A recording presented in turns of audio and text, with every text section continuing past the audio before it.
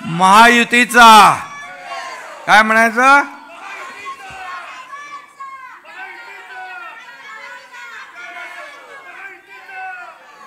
आज अतिशय चांगला दिवस आहे, आनंदाचा दिवस आहे. म्हाडाच्या बीडीडी चाळ पुनर्विकास प्रकल्पातल्या 556 सदनिकांचा वितरण समारंभ होतो आहे. या प्रसंगी उपस्थित आपल्या राज्याचे लोकप्रिय मुख्यमंत्री देवेंद्र फडणवीस साहेब, आपले धडाडीचे उपमुख्यमंत्री अजितदादा पवार साहेब, उपसभापती डॉक्टर नीलमताई गोरे, मंत्री कौशल्य विकास मंगल प्रभात लोढाजी, सांस्कृतिक विभागाचे मंत्री आशिष शेलारजी, आमच्या विभागाचे गृहनिर्माण विभागाचे राज्यमंत्री डॉक्टर पंकज भोयर, खासदार मिलिंद देवरा, आमदार कालिदास कोळंबकरजी, आमदार सचिन आहिर, आमदार सुनील शिंदे, आमदार महेश सावंत, माजी आमदार सदा सरवणकर, माजी आमदार किरण पावसकर, राजू वाघमारे, इथं झेंडेसाहेब पण म्हाडात होते, ते पण आहे तिकडे, असीम कुमार गुप्ता, शंभरकर, बोरीकर, सर्व व्यासपीठावरील सन्मान्य मान्यवर आणि टाटाचे प्रकाश पाटील आणि राहुल कटियाल, विवेक भोळे वास्तुविशारद आणि सर्व पदाधिकारी आणि मान्यवर सर्व अधिकारी, मी सर्वात प्रथम आजच्या या शुभारंभ प्रसंगी ज्यांना आज घरांच्या किल्ल्या मिळाल्या त्यांचं अभिनंदन करतो. त्यांना मनापासून खूप खूप शुभेच्छा देतो. खरं म्हणजे उद्या आपल्या देशाचा स्वातंत्र्य दिन आहे आणि स्वातंत्र्य दिनाच्या देखील आपल्या सगळ्यांना खूप खूप शुभेच्छा मनापासून देतो.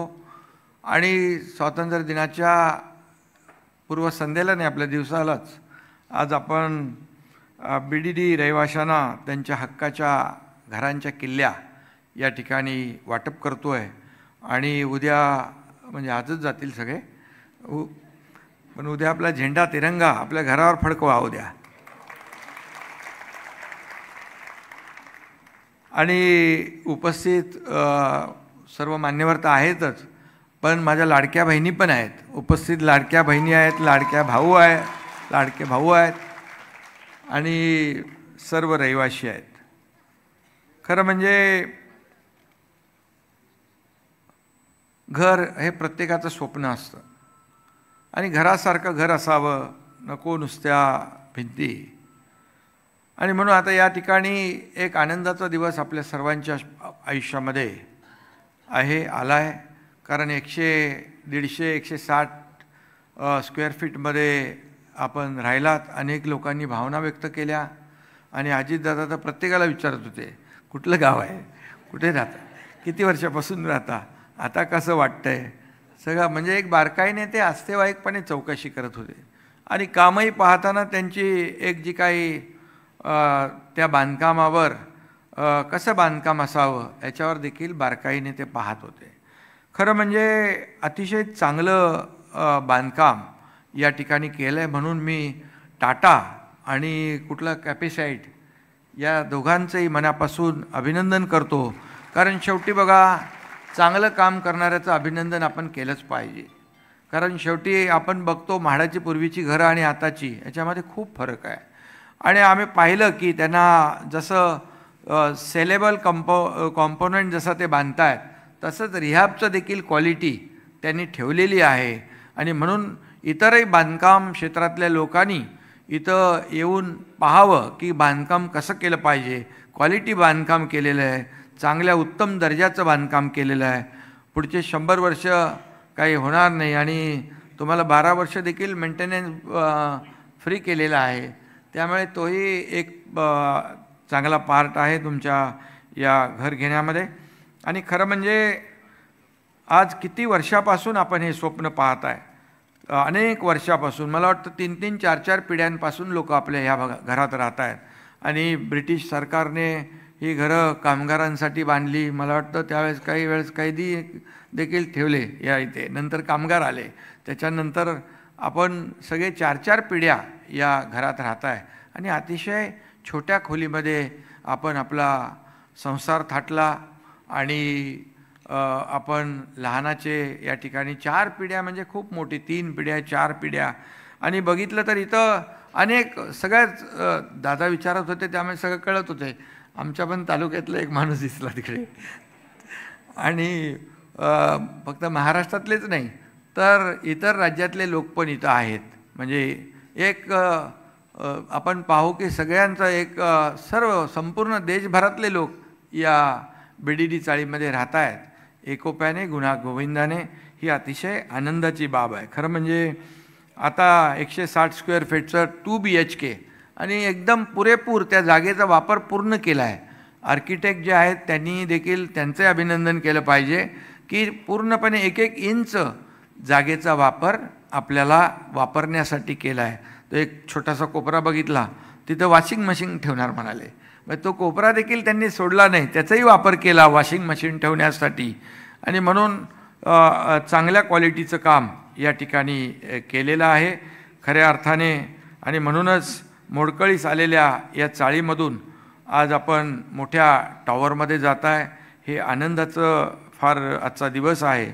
आणि बघा, महायुती सरकार म्हणून काम करत असताना आम्ही गेले 2.5 वर्ष मी मुख्यमंत्री होतो, आता देवेंद्रजी मुख्यमंत्री आहेत. आम्ही टीम म्हणून काम करतो आहे. आणि टीम म्हणून काम करत असताना फक्त विकास, एके विकास, आमचा अजेंडा विकासाचाच ठेवला आम्ही. आणि आज आपण पाहिलं की मग मुंबईतले रस्ते असतील, कॉन्क्रीटचे सगळे रस्ते करायचं आम्ही घेतलं. पहिला फेज जवळपास कंप्लीट होतो आहे, दुसरा फेज होतो आहे. आणि पुढच्या 1-1.5 वर्षामध्ये मुंबईमध्ये तुम्हाला शोधून एकही खड्डा मिळणार नाही. खड्डेमुक्त मुंबई झाल्याशिवाय राहणार नाही. कोस्टल रोड, कोस्टल, अरे बाबा मी एकटा नाही, आम्ही तिघं इकडं. आणि मी पाहिलं की जे प्रकल्प सुरू होते त्याला डबल सगळं मॅनपॉवर, मशिनरी लावून वेळेच्या अगोदर प्रकल्प पूर्ण करण्याचं काम केलं. खऱ्या अर्थाने आपण पाहिलं मेट्रोचंही काम पूर्वी कसं चाललं होतं मागच्या 2.5 वर्षामध्ये, त्यानंतर किती स्पीडने सुरू झालं. आणि ते मेट्रोचं नेटवर्क टप्प्याटप्प्याने आपण पुढे नेतो आहे. प्रधानमंत्री मोदी साहेबांना देखील आम्ही बोलवलं उद्घाटनाला. आणि एक लास्ट माईल कनेक्टिव्हिटी जी आहे ते देण्याचा आपला प्रयत्न आहे, एंड टू एंड कनेक्टिव्हिटी देण्याचा प्रयत्न आहे. त्यामुळे वॉक टू वर्क ही एक संकल्पना आपण अंमलात आणतो आहे. आणि मला आनंद आहे की अनेक प्रकल्प जे आहेत मोदी साहेबांनी त्याचं भूमिपूजन केलं आणि लोकार्पण देखील करायला मोदी साहेबांना आम्हाला आणण्याची संधी मिळाली. शेवटी योगायोग लागतो. आता हा प्रकल्प देखील आपले देवेंद्र फडणवीस साहेबांच्या मुख्यमंत्री काळात त्याचं भूमिपूजन झालं आणि आता ते मुख्यमंत्री आहेत. उद्घाटनाला, लोकार्पणाला आज त्यांच्या हस्ते होतं आहे, त्यांच्या कारकिर्दीत होतं आहे. आणि गृहनिर्माण मंत्री मी आहे. आणि म्हणून मला आठवत आहे हे मुख्यमंत्री होते तेव्हा मी MSRDCचा मंत्री होता. डब्यात गेलेलं खातं मला दिलं होतं. पण नागपूर मुंबई समृद्धी हायवे केला आम्ही. आणि एक गेम चेंजर प्रकल्प, 20 तासाचं अंतर 7-8 तासावर, गेम चेंजर जादू आहे. आणि आज तिथल्या शेतकऱ्यांना किती फायदा होतो आहे, राज्याला फायदा होतो आहे. त्यामुळे असे अनेक प्रकल्प आम्ही सुरू केले आणि ते पुढं त्याला पूर्णत्वास नेण्याचं काम देखील केलेलं आहे. आणि शेवटी काय, शेवटी मुंबई ही एक आर्थिक राजधानी आहे. मुंबई शहरात जगभरातले लोक येतात. आणि म्हणून मुंबईमध्ये आपण जे काही आज वाहतूक कोंडी आहे किंवा पूर्वी आपण अनेक वर्ष खड्ड्यातून प्रवास केला, आता खड्ड्यातून प्रवास करावा लागणार नाही, कारण त्याची सर्व व्यवस्था आम्ही केलेली आहे. आणि अजितदादा म्हणतात तसं की हे जे काही बांधकाम जसं चांगलं झालं आहे तसं मुंबईतले रस्ते देखील आम्ही चांगले करू, मुंबई सुशोभित करू. या ठिकाणी अटल सेतू आपण पाहिला, जिथे 1-1.5 तास लागायचं तिथं 20 मिनिटामध्ये अटल सेतूने माणूस नव्या मुंबईत पोचतो. नव्या मुंबईमध्ये आता 3रं एअरपोर्ट होतं आहे, त्याचंही उद्घाटन होणार आहे. या एअरपोर्टवरचा भार कमी होणार. त्यामुळे मुंबई आणि MMR हे जे आहे, मुंबई आणि MMRमध्ये आमूलाग्र बदल घडवण्याचं काम आपलं महायुती सरकार करतं आहे. आणि जे काही आपलं मोदी साहेबांचं $5 ट्रिलियन इकॉनॉमीचं जे स्वप्न आहे पुढच्या काही काळामध्ये, आता 11व्या नंबरवरून 5व्या क्रमांकावर अर्थव्यवस्था आणली, 4थ्यावर आणली, आता आपल्याला 3ऱ्यावर आणायची आहे. त्याच्यामध्ये महाराष्ट्राचं मोठं योगदान ठरणार आहे. आणि म्हणून मुंबई MMRमध्येच $1 ट्रिलियन नाही, त्याच्यापेक्षा जास्ती $1.5 ट्रिलियन पोटेन्शियल आहे असं नीती आयोगाने म्हटलेलं आहे. त्यामुळे मुंबईमध्ये जे पोटेन्शियल आहे ते विकासासाठी आपल्याला वापरणं गरजेचं आहे. त्यामुळे जे प्रकल्प सुरू आहेत ते वेगामध्ये पुढे नेणं, आणि ते मी काय आज राजकीय बोलू इच्छित नाही, परंतु जे देवेंद्रजींनी काम सुरू केलं त्याला ब्रेक लावला होता, पण मी आल्यानंतर तो ब्रेक काढून टाकला आणि जोरात गाडी पळायला लागली. आता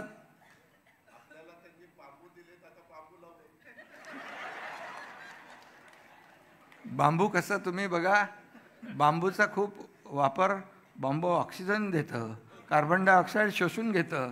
बांबूचे बाय प्रॉडक्ट किती आहेत. बांबू म्हणजे 5 स्टार हॉटेल, एअरपोर्टचं फर्निचर बांबूचं झालेलं आहे. बांबूला असं तसं काय समजू नका, बांबू कुठेही लागतो. आता आपण असं खरं म्हणजे गंमत नाही, तुम्हाला सांगतो, बांबू लागवडीसाठी आपलं मनरेगा $7 लाख पर हेक्टरी शेतकऱ्याने देते. आज राज्यभरामध्ये मोठ्या प्रमाणावर बांबूची लागवड लागलेली आहे. वेगवेगळ्या व्हरायटी असतात त्या बांबू. त्यामुळे आज बोरीकर तुम्ही शोधून बांबू दिला आम्हाला. पण गमतीचा भाग सोडा, पण अतिशय उपयुक्त बांबू दुर्लक्षित होता, पण प्रधानमंत्री महोदय म्हणाले बांबू बास नाही, बांबू घास आहे. आणि म्हणून त्याच्यातले सगळे अटी शर्ती काढून टाकल्या आणि आता बांबूची लागवड मोठ्या प्रमाणावर आपण करतोय. गमतीचा भाग जाऊ द्या, पण कधी कधी ते कुठं कुठं लावायला लागतात आपल्याला. आणि BDD चाळ जी आहे ह्याच्यामध्ये मोठ्या प्रमाणावर लोक आता राहतील. पुढचं देखील त्यांनी सांगितलं लवकर रिकामे करून द्या, आम्ही लवकर बांधतो. दादा म्हणाले हे विकू नका. असं घर कसं विकणार, कोण एवढं मोठं चांगलं नाही विकणार बिलकुल. आत्ता अतिशय अप्रतिम असं क्वालिटीचं घर विकणार का तुम्ही? बिलकुल नाही. आणि म्हणून मगाशी आम्हाला दोघांना निलमताईंनी 2 चिठ्ठ्या दिल्यात की बोले दोघांचे नवरा बायकोच्या नावावर घर करा, म्हणजे कोणी विकणारच नाही. तुमची संमती असेल तर हां. आणि त्यामुळे खरं म्हणजे लाडक्या बहिणींमुळे सगळं झालं ना आपलं कार्यक्रम. सगळ्यांचे 5 स्टार हॉटेल बुकिंग सगळं रद्द झालं ना. त्यामुळे लाडक्या बहिणी ज्या आहेत हे इतिहास घडू शकतात. त्यामुळे लाडक्या बहिणींसाठी आपण स्टॅम्प ड्युटीमध्ये दादा पैसे कमी केलेत ना यांचे 1%. त्यामुळे लाडक्या बहिणींसाठी देखील खूप योजना आपण केलेल्या आहेत. आणि म्हणून आम्ही खरं म्हणजे काम करत असतो आणि कोणी आरोप टीका केले तरी त्याला आरोपाने टीकेने उत्तर देत नाही, कामाने उत्तर देतो. आणि खरं म्हणजे आपण कमी बोलतो आम्ही, पण आपलं काम बोललं पाहिजे. आणि जे काम गेले आहे 2.5-3 वर्षापासून आता सुरू आहे ज्या वेगाने, ते आपल्या समोर आहे. आणि मला आनंद याचा आहे की आता मुंबई जी आहे, मुंबईकर जो बाहेर गेलेला आहे, म्हणजे इकडे नालासोपारा वसई विरारपर्यंत, इकडे खाली कल्याण डोंबिवली अंबरनाथ बदलापूरपर्यंत गेलेला हा मुंबईकर पुन्हा मुंबईमध्ये आपल्याला आणायचं आहे. यासाठी हे BDD ह्याचं एक उत्तम उदाहरण आहे. हिंदुहृदय सम्राट बाळासाहेब ठाकरे यांनी देखील BDD चाळीचा विषय घेतला होता आणि त्यांनी देखील म्हटलं होतं की 40 लाख लोकांना, झोपडपट्टीवासियांना मोफत घरं देण्याचा एक स्वप्न त्यांनी पाहिलं होतं. काही लोकांना वाटलं होणार नाही, परंतु आम्ही तुम्हाला सांगतो हे स्वप्न साकार व्हायला सुरुवात झालेली आहे. आणि झोपडपट्टी मुक्त मुंबई हे करण्याचं देखील धोरण आपल्या सरकारचं आहे. म्हणून मगाशी आसिम गुप्ता यांनी सांगितलं की फक्त डेव्हलपर, काही लोक चांगलं कामही करतात. आता बघा टाटा आणि कॅपेसाईटनी चांगलं काम केलं, L&T बाकी काय बरेचशा लोक आहेत चांगलं काम करत आहेत. पण काही लोक प्रोजेक्ट घेऊन नंतर 20-25 वर्ष करतच नाहीत. आणि मग त्यासाठी आपण शासनाच्या ज्या काही अधिकृत प्राधिकृत ज्या संस्था आहेत त्यांना देखील आपण मग ते BMC आहे, MMRD आहे, सिडको आहे, MIDC आहे, असे लोक देखील या सर्व ह्याच्यामध्ये त्यांना देखील आपण टार्गेट दिलं आहे की आपण ही सर्व लाखो घरं बांधायची असतील तर त्यांची देखील आपण मदत घेतो आहे. आणि म्हणूनच खऱ्या अर्थाने जे स्वप्न आहे ते स्वप्न पूर्ण झाल्याशिवाय राहणार नाही. मगाशी अजितदादांनी या ठिकाणी उल्लेख केला तर मी एवढंच सांगतो, BDD चाळ ये तो सिर्फ झाकी है, मुंबई अभी बाकी है. आणि म्हणून धारावीचं देखील पुनर्विकास जो आता या घराला कमीत कमी 2 कोटी रुपयाच्या किमतीचं हे तुमचं घर आहे. धारावीत देखील घरं होतील तेव्हा देखील जे आज ज्या पद्धतीने राहत आहेत अगदी चिखलामध्ये गटाराच्या पाण्यातून अगदी अतिशय वाईट परिस्थिती आहे. आणि त्यांच्या एका छोट्याशा घरामध्ये एवढे लोक राहतात, 10, 12, 8, 5 ते शिफ्ट वाईज झोपतात, शिफ्ट वाईज काम करतात. अशा पद्धतीने त्यांचं जीवनमान आहे. मग ते बदलायचं नाही का? आणि म्हणून धारावी हा आशिया खंडातला सगळ्यात मोठा प्रकल्प ठरेल आणि लोक जगभरातले लोक तो प्रकल्प बघायला येतील. शेवटी प्रत्येकाला जगण्याचा अधिकार आहे आणि चांगलं जीवन जगण्याचा अधिकार नक्कीच आहे. आणि म्हणून तो देखील आम्ही देण्याचा प्रयत्न करतो आहे आणि त्याला सुरुवात झालेली आहे. आणि म्हणूनच धारावी प्रकल्प देखील खऱ्या अर्थाने एक लोकांचं जीवनमान उंचावण्यासाठी त्याच्याकडे पाहिलं पाहिजे.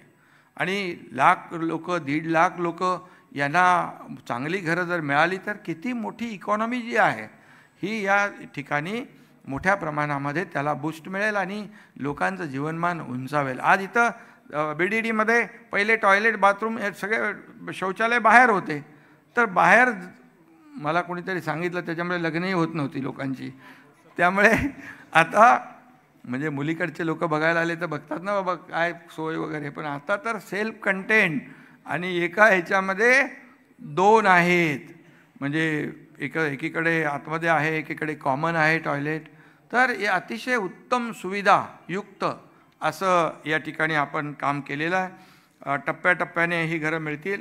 आणि मला वाटतं की आज गृहनिर्माण विभागाने देखील नवीन पॉलिसी आणलेली आहे आणि त्याच्यामध्ये देखील परवडणारी घरं, परवडणारी भाड्याची घरं, नोकरदार आमच्या लाडक्या बहिणींसाठी घरं, आपल्या स्टुडंट हॉस्टेलसाठी, गिरणी कामगारांसाठी घरं, ही देखील संकल्पना त्याच्यामध्ये आहे.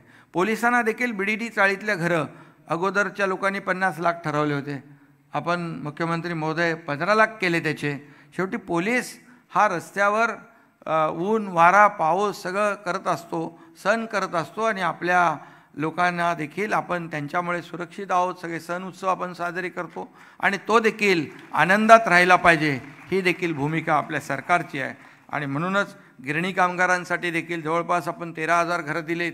1 लाख घरं गिरणी कामगारांना देखील जे आपण त्यांची पात्रता हे केलेली आहे. आणि पहिल्यांदा मोठ्या प्रमाणावर अचूक सर्वेक्षण केलं आणि 1 लाख गिरणी कामगारांना देखील घरं देण्याचा संकल्प सरकारने केला आहे. आणि मुख्यमंत्री आम्ही दोघंही, अजितदादा आम्ही या ठिकाणी आम्ही जबाबदार आहोत आणि त्यांना घरं देण्याची जबाबदारी आमची आहे. आणि म्हणूनच पुढच्या काही काळामध्ये 5-7 वर्षामध्ये 70,000 कोटींची गुंतवणूक करून 35 लाख घरं बांधण्याचा संकल्प जो आहे आपल्या सरकारचा महायुती टप्प्याटप्प्याने होईल. एकदम होणार नाही, परंतु टप्प्याटप्प्याने देखील सर्वांनी सहकार्य केलं पाहिजे. आणि खऱ्या अर्थाने हे सर्व जे काही झोपडपट्टीमध्ये राहणारे लोक आहेत त्यांना क्लस्टरच्या माध्यमातून क्लस्टर आपण आणलं. याचा उद्देश एवढाच होता की स्टँड अलोन बिल्डिंग बांधली तर त्याला कुठलाही ओपन स्पेस नाही मिळणार, त्याला गार्डन मिळणार नाही, त्याला ग्राउंड मिळणार नाही, त्याला क्लब हाऊस मिळणार नाही. आणि म्हणून क्लस्टरमध्ये केल्यानंतर ह्या सगळ्या गोष्टी अम्युनिटी ज्या आहेत त्या मिळत आहेत, त्याचंही जीवनमान उंचावत आहे. एक मोठ्या संकुलामध्ये आल्यासारखं त्याला त्याचं जीवनमान राहणार आहे. आणि म्हणूनच हे सगळं जे काय आहे आपण या सर्व लोकांसाठी करतो आहे. आणि मी एवढंच सांगतो की अनेक लोकांनी यासाठी आंदोलनं केली. मगाशी मला राजूने पण चिठ्ठी दिली, त्याच्यामध्ये सगळ्यांचा सहभाग, सगळ्यांनी त्याला, कारण बराच उशीर झाला की प्रकल्प, परंतु आता थांबणे नाही, आता अधिक वेगाने या ठिकाणी अशा प्रकारच्या योजना होतील. आणि या मुंबईकरांना या मुंबईमध्ये आणण्यासाठी या आपल्या मुंबईकरांना, मराठी माणसाला हक्काचं घर देण्याचं काम आपल्या सरकारचं आहे. आणि ही जबाबदारी आमची आहे, ती पूर्णपणे प्रामाणिकपणे आम्ही पार पाडू आणि यामध्ये सगळ्या लोकांनी सहकार्य केलं पाहिजे, सगळ्यांचा सहभाग असला पाहिजे. मग सरकार असू द्या, विरोधी पक्ष असू द्या, शेवटी लोकांना घरं मिळत आहेत. हा चांगला उद्देश डोळ्यासमोर ठेवून आम्ही काम करतो आहे. पुन्हा एकदा ज्यांना आज किल्ल्या मिळाल्यात त्यांचं मनापासून अभिनंदन करतो. पुढच्या देखील लोकांनी लवकर लवकर खाली करून दिलं तर त्यांनाही लवकर घरं बांधून पुन्हा त्यांना देखील अशाच चांगल्या घरामध्ये राहण्याचं त्यांचं स्वप्न पूर्ण होईल, अशा शुभेच्छा. धन्यवाद. जय हिंद, जय महाराष्ट्र. धन्यवाद शिंदेसाहेब. यानंतर या प्रकल्पावर उत्कृष्ट काम करणाऱ्या मान्यवरांचा सत्कार